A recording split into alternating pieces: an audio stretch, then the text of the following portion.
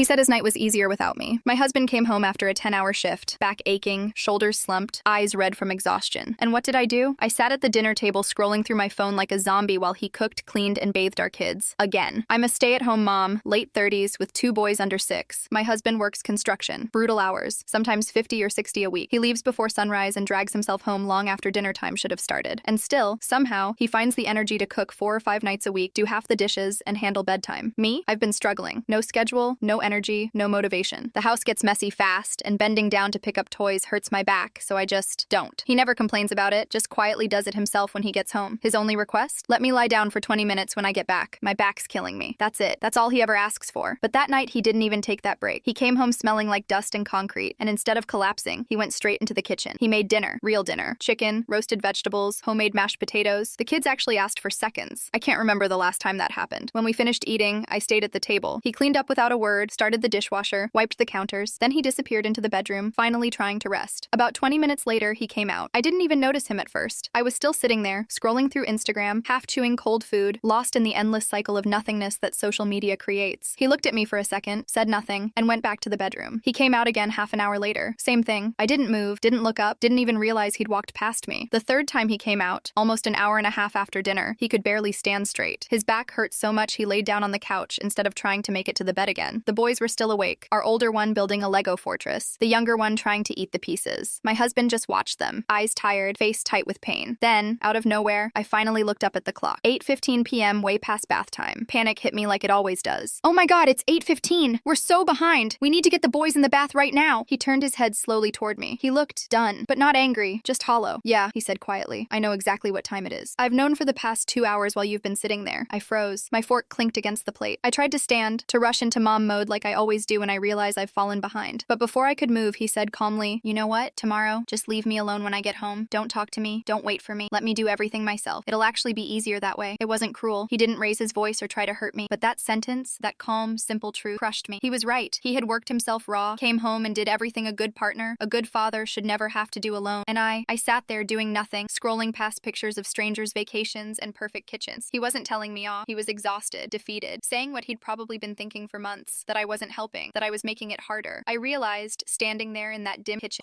that my presence was. He had been coming out every 20 minutes, not check on to see if I was aware. And that night, I finally got stand down. I just stared at our dish. I thought about every night and smiled. It was every time said, don't worry, I got it. He should had to. Every time I told I'd do better and then did. He didn't need to wipe things harder, did a part. And somehow, somewhere along the line, I stopped being one. That realization didn't make me cry. It made me feel something worse, empty, because I finally understood what he meant. His night would have been easier without